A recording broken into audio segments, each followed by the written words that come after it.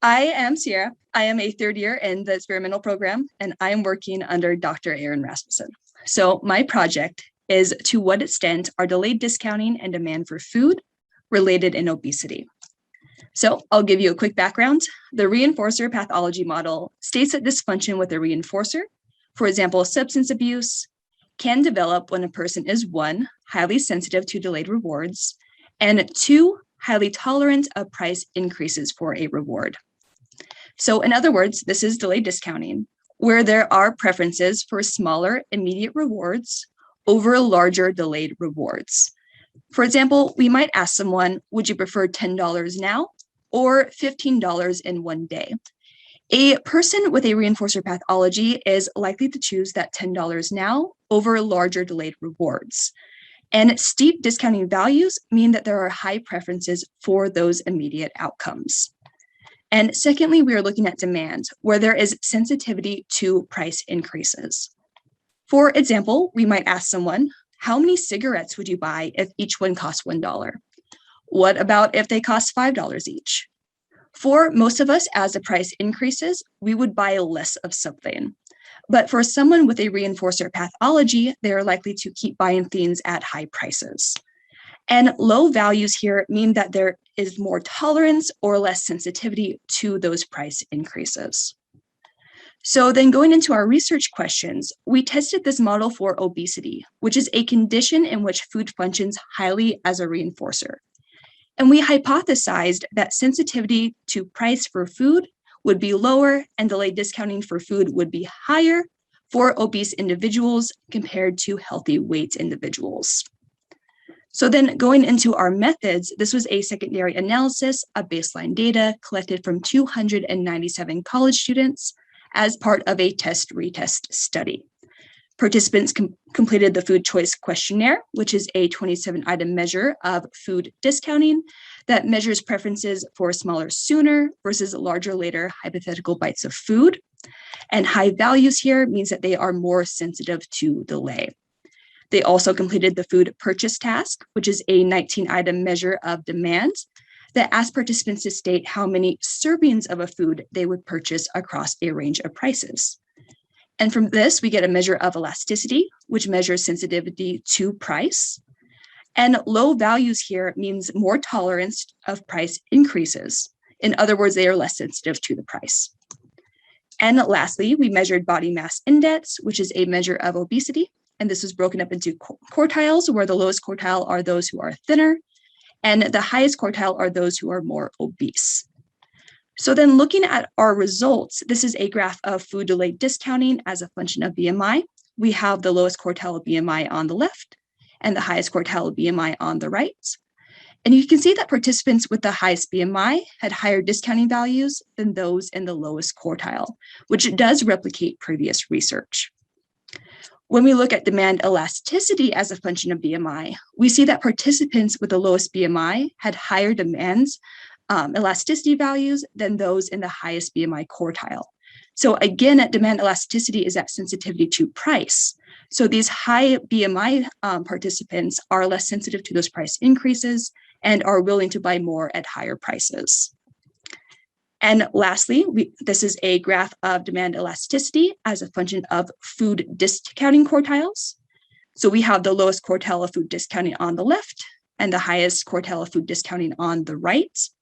And traditionally, we talk about low discounters as those who are more self-controlled and high discounters as those who are more impulsive.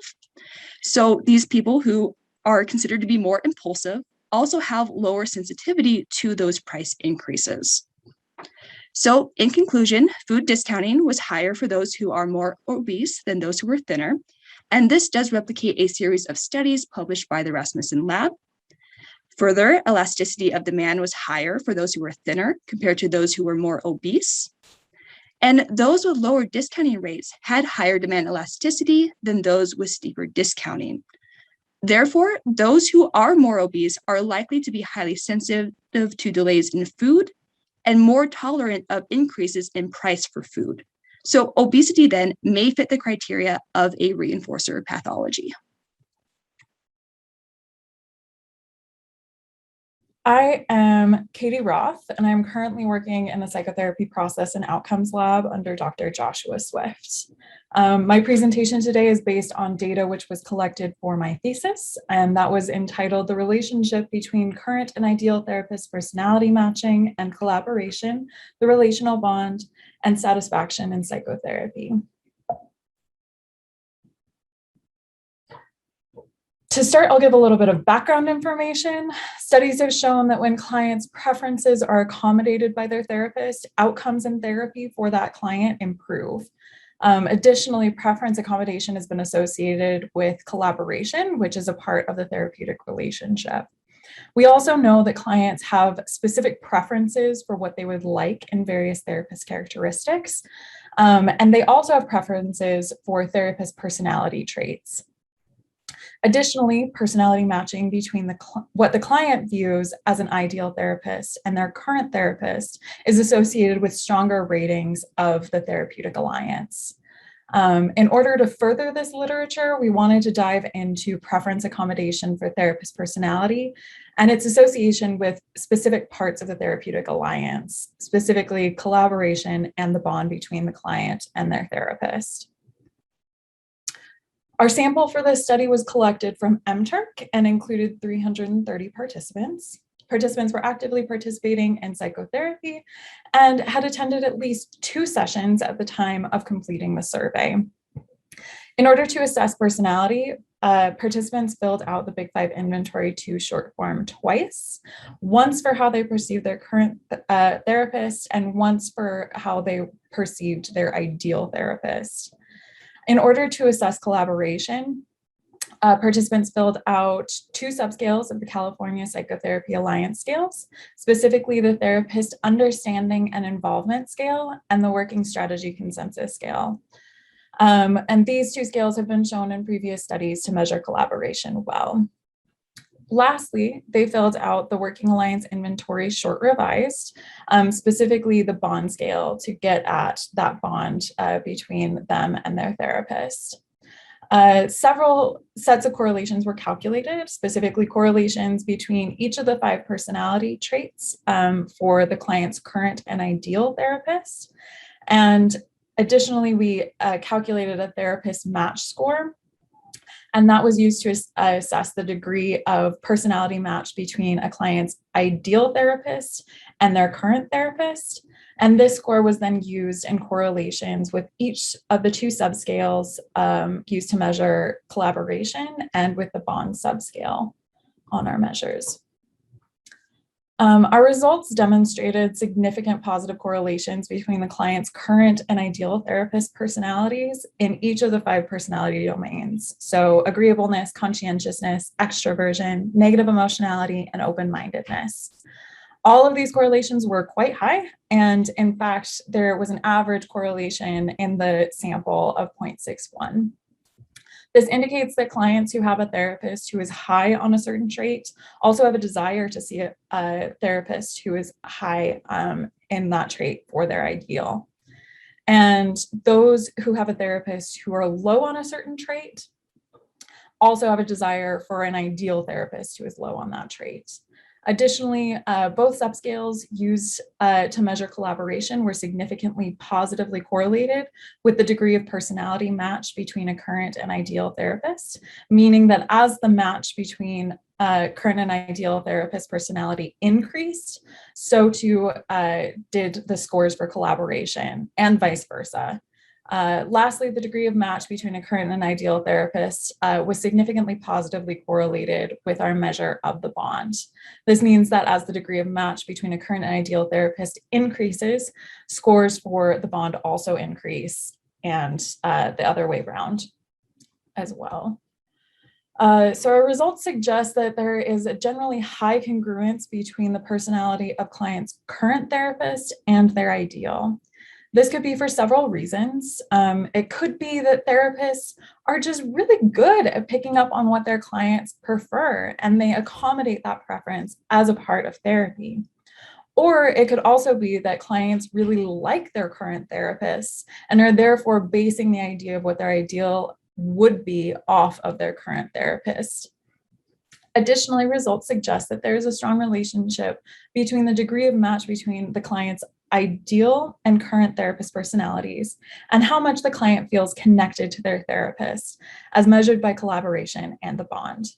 This could also be occurring for a number of reasons. One potential explanation is that clients find a therapist who matches their ideal is just easier to get along with.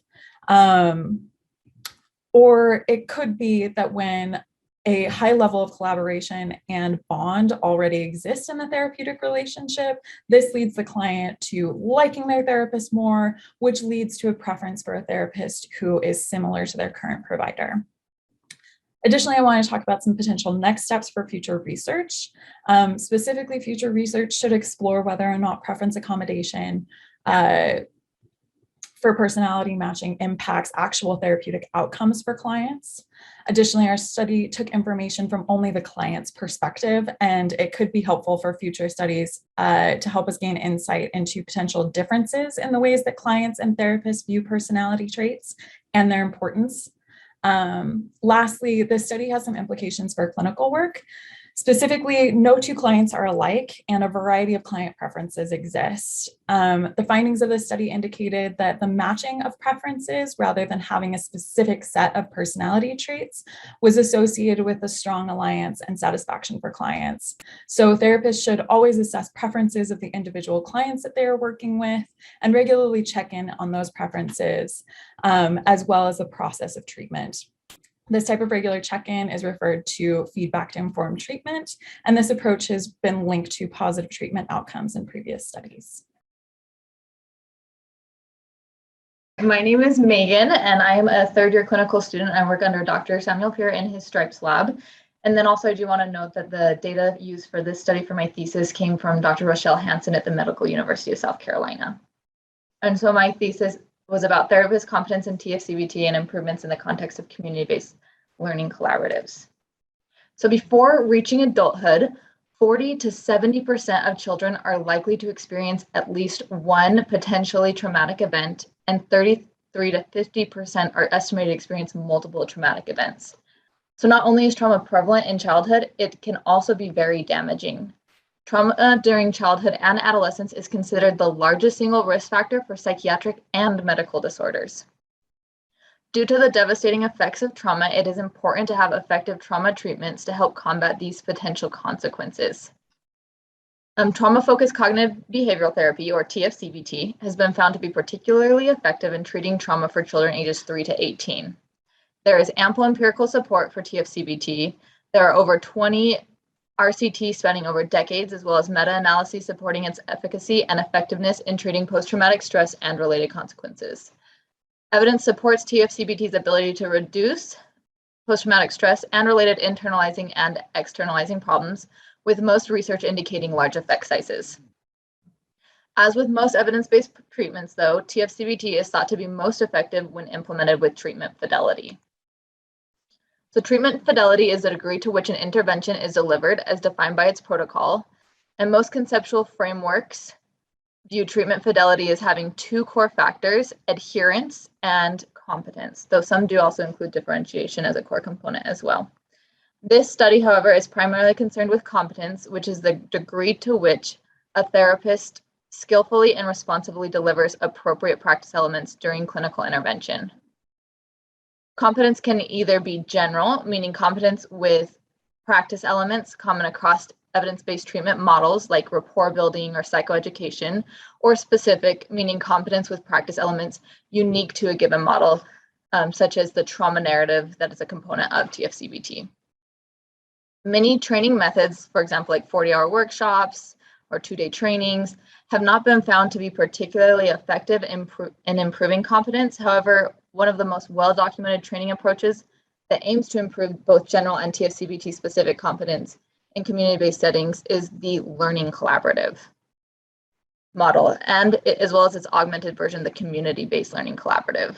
To date, one study has looked at increases in competence during a learning collaborative, and they did find that competence improved to a large degree. However, it was in a learning collaborative and not a community-based learning collaborative.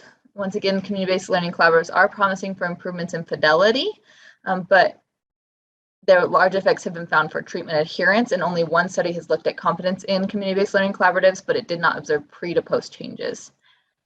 And as far as the study in the learning collaborative that did look at competence, it only looked at over competence as a whole, and it did not look at the difference between general versus specific components of competence. So this study specifically was looking at and hypothesizing that therapist self-efficacy as a form of competence with TFCBT would improve significantly pre to post CBLC, as demonstrated by significant pre to post CBLC increases in the overall TFCBT clinical skills questionnaire, which I'll talk about a little bit more in a minute, as well as the 3 different components of that subscales of that questionnaire. The present study used archival prospective quantitative data collected from South Carolina's study called Project BEST during its 3rd phase, and it's the largest and most recently completed phase. And it consisted of 6 community-based learning collaboratives and was conducted between 2014 and 2016. 120 clinicians from 52 agencies and mainly coming from community clinics completed pre and post surveys. And as part of this survey, they had the TFCBT clinical skills questionnaire. So this was assessing therapist self-efficacy with model general components of TFCBT, such as those psychoeducation components, as well as protocol specific, so how competent they felt with things like the trauma narrative and trauma-related things, as well as how competent therapists felt tailoring those different components to meet the individual needs. A repeated measures MANOVA was used to assess pre to post CBLC changes in therapists' self-efficacy competence levels, specifically by examining pre to post changes in the overall TCSQ scale and its subscales. So as hypothesized, there was an increase in competence in self-efficacy. So this here shows the 5-point Likert scale from feeling not at all competent with the skills to exceptionally competent, and then pre to post CBLC. So each of the components or each of the subscales increased to a large degree from pre to post CBLC, with most therapists feeling somewhat competent in the beginning to very much competent at the end of the community-based learning collaborative. And they all increased to a large degree, and as well as overall competence increased. So CBLCs this result suggests that CBLCs help improve competence as measured by therapist self-efficacy, including their model general competence, protocol-specific competence, and tailoring those different skills to meet individual needs. But there is a difference in how competent they felt with each of those. So suggests that training should focus on each of these different components of competence. And then training should also focus more on helping therapists feel competent tailoring components to meet individual needs, as this was significantly lower than model general and protocol specific competence, both at pre and post CBLC. Hello, my name is William Hines, and I work in Dr. Pierre's Stripes lab, and I am here to talk to you today about a dissemination and implementation research project on a scale shortening project we did on the psychosocial strengths inventory for children and adolescents. So a growing body of developmental research has focused on psychosocial competence, which we can broadly describe as an individual's intrapersonal collection of learned behaviors that affect their ability to deal effectively with the emotional and social demands of everyday life. They first arise in infancy and develop throughout childhood, adolescence, and adulthood. And they include things like prosociality, attention regulation, and compliance. They tend to act as behavior protective factors, while their absence at a developmental stage can predict future developmental problems. Unfortunately, good assessment tools for psychosocial competence are fairly scarce. The existing measures are lengthy, expensive, limited in breadth, or they have a restricted age range. The psychosocial strengths inventory for children and adolescents, on the other hand, is a 36-item self-report designed to address these limitations. It measures psychosocial strengths with 3 subscales: prosocial behavior, compliance, and attentional control. And while the Psycha is free, standardized, well-validated, and psychometrically sound, At 36 items, it's still somewhat long. A shorter measure takes up less space on a survey instrument, takes less time to complete, tends to have fewer missing data, and have lower refusal rates than longer measures. So in response, we developed the 9-item CICA short form to take advantage of these strengths. So while a comprehensive body of work in psychometrics lays out best practices for scale construction, it's a much more limited literature that addresses guidelines for scale shortening. Many existing scale shortening projects tend to focus heavily on internal consistency measures like item total correlations and factor loadings to select candidate items for scale shortening, but they don't address other dimensions like criterion or construct or content validity. So this method, while it's quicker and more straightforward, tends to run the risk of generating a scale that suffers from inadequate domain sampling or a scale that is overly narrow due to item overlap. So in seeking to avoid these pitfalls, we adopted a comprehensive set of criteria and procedures in an attempt to delineate best practices for scale shortening. Now, these criteria are internal, such as internal consistency, item discrimination factor, and dimensionality. External, such as criterion or construct-related validity, and judgmental, the assessment of content validity. And we feel that these criteria are consistent with the psychometric literature regarding qualities which a good scale should possess.